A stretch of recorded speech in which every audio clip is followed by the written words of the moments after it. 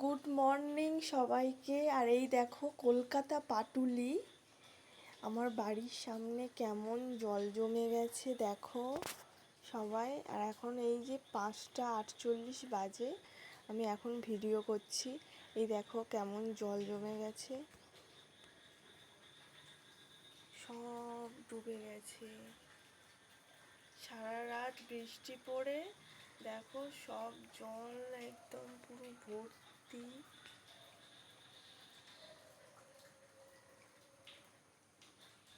কি অবস্থা,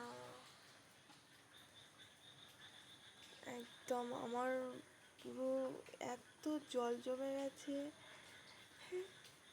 এটা 2020 হয়েছিল, এতটা জল জমেছিল। আর এই এই এখন এই যে জল, এতটা জল জমে গেছে। 2020 দেখেছি আর এই 25 দেখছি।